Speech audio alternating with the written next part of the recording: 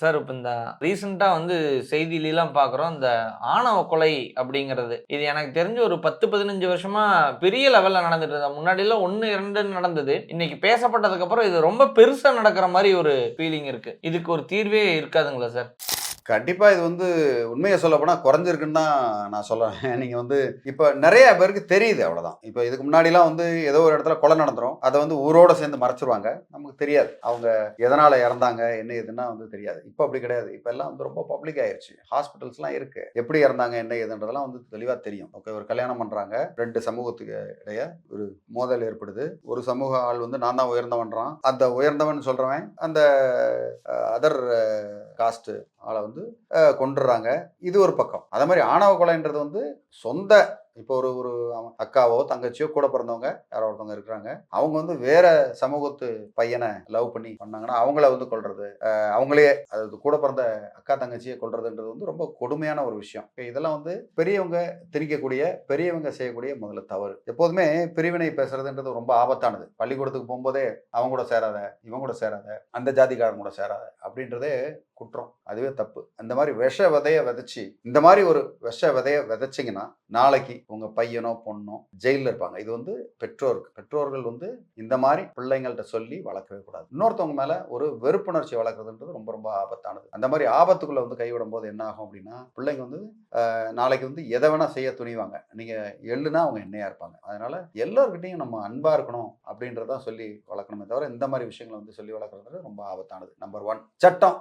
என்னதான் சட்டம் நீங்க போட்டு இது பண்ணாலும் கொஞ்சம் கொஞ்சமா தான் அந்த சட்டம் மாறும். அந்த நடவடிக்கைகள்லாம் மாறும் அந்த சட்டத்தினால. ஒரே ஓவர் நைட்ல மாறாது. இது எப்படின்னா, ஒரு சில நேரங்கள்ல திடீர்னு அதிகமாகுது இந்த பிரச்சனைகள். ஒரு ஒரு சமூகத்து பெண்ண இன்னொரு சமூகத்து பையன் திருமணம் பண்றனால, அதனால வரக்கூடிய பிரச்சனைகள், அதனால வரக்கூடிய கட்ட பஞ்சாயத்து, அப்படின்னு நிறைய குற்றங்கள் வந்துகிட்டே இருக்கும் ஒண்ணு ஒண்ணு. இதற்கு முன்னாடி அது வெளியில தெரியாம இருந்தது. இப்ப வெளியில தெரியுது எல்லாமே. இது பரபரப்பா பேசப்படுதுன்றனால தான் உங்களுக்கு அது நிறைய நடக்கிற மாதிரி தெரியுது. அதான் உண்மை. சார் இப்ப அதத்தான் ஹானர் கில்லிங் அப்படின்னு சொல்றாங்க. எதனால அது ஒரு சில நபர்கள கொண்டாடுறாங்க. இது அவரு பண்ணது சரி, எங்க சாதியவே காப்பாத்திட்டாரு அப்படின்லாம். இதுக்கு சரியான சட்டம் இருக்கிற மாரி எனக்கு தெரியலையே சார். ஹானர் கில்லிங்க்குன்னு எந்தவித சட்டமும் தமிழ்நாட்டிலேயோ இல்ல பார்லிமெண்ட்லயோ ஏற்றின மாதிரி எனக்கும் தெரியல. அந்த மாதிரி சட்டம் கிடையாது. ரெகுலரா இருக்கக்கூடிய அந்த 302, பிஎன்எஸ்ல 103, ஓகே, அதுக்கப்புறம் பிஎன்எஸ் 60, அப்புறம் 7 வருஷம் தண்டனை, அது மாதிரி SC ST atrocity act violation அப்படின்னு தான் இருக்க தவிர, தனியா இதுக்குன்னு எந்த சட்டம் இல்லை. இந்த இந்த சட்டமே இருக்கிற சட்டத்தை வச்சே அவங்க வாங்கி கொடுக்க முடியும். பட் தனியா ஒரு சட்டம் வந்ததுன்னா உண்மையிலேயே அது ஆணவ கொலைக்கு தூண்டுதல் மற்றும் இருந்ததுன்னா உண்மையிலேயே ஒரு பெரிய நிறைய பேர் காப்பாற்றப்படுவார்கள். நிறைய மக்கள் மாறுறதுக்கும் வாய்ப்பு உண்டு. ஏன்னா இவன் ஆணவ கொலைன்னு நினைப்பான். ஒரு பெருமையா வெளியில வரும்போது அதை பேசிக்கிட்டு இருப்பான். ஆனா உள்ளுக்குள்ள பில்டிங் ஸ்ட்ராங், பேஸ்மெண்ட் வீக் மாதிரி தான். இங்க இருந்து அப்படியே நெஞ்ச நிமித்திட்டு நான் உன்னை காப்பாத்துறேன்னு வருவான். ஆனா அந்த ஜெயிலுக்குள்ள போய் அவன் செருப்படி வாங்குறது யாரும் காமிக்க மாட்டாங்க. வெளியில வரும்போது அந்த கரத்துண்டை போடுறது, அது வர்றது எல்லாம் ஒரு மந்தாவா இருக்கும். ஆனா அவனுக்கும் அவனுடைய குடும்பத்துக்கும் எவ்வளவு பெரிய துன்பம், அவ்வளவு பெரிய துன்பம். அவங்க அவ்வளவு துன்பத்தை அனுபவிப்பாங்க. யாரு? வெட்டினவரை சொல்றேன். வெட்டுப்பட்டவர் அவங்க ஒரு ஒரு ஒரு உயிரை இழந்துட்டு இருப்பாங்க. அது ஒரு பெரிய துன்பம்னாலும் இதுவும் பெரிய பந்தா அப்படி வெளியில பாக்குறதுக்கு பந்தாவா தெரியுமே தவிர அவனுக்கு மாபெரும் துன்பம். அதனால இந்த மாதிரி ஈவு இறக்கம் இல்லாம இந்த மாதிரி செய்யறதுன்றது மாபெரும் குற்றம். அந்த குற்றத்துக்கு என்ன பொறுத்த வரைக்கும் தூக்கு தண்டனை தவிர வேற வேற தண்டனை கொடுக்க கூடாதுன்றதுதான் என்னோட அபிப்பிராயம். சார் சில இடங்கள்ல கோர்ட்டே சில வழக்குகள்லாம் எடுத்துக்குது. அப்ப இந்த ஹானர் கில்லிங் போன்ற வழக்குகள கோர்ட்டே ஏன் எடுக்கிறது இல்ல அப்படிங்கிறது ஒரு சாமானியனா ஒரு கேள்வி.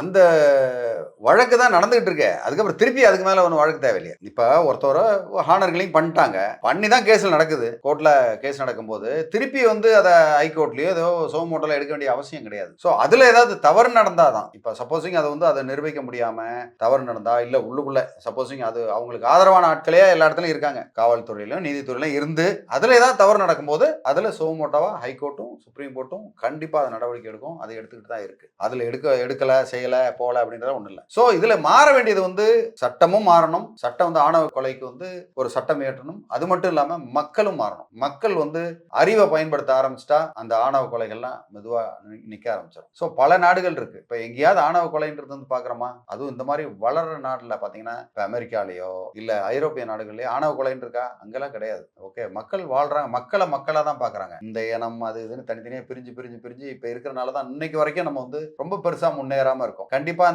இந்த மாதிரி ஒரு எண்ணத்தை வந்து தகர்த்து வெளியில வந்துட்டோம் அப்படின்னா கண்டிப்பா நம்ம நாடு வந்து மிகப்பெரும் வளர்ச்சியை நோக்கி நம்ம போகும். மேலும் உங்களுக்கு வேற ஏதாவது உங்களுடைய கருத்துக்கள் இருந்தா தாராளமா எனக்கு கமெண்ட் பண்ணுங்க.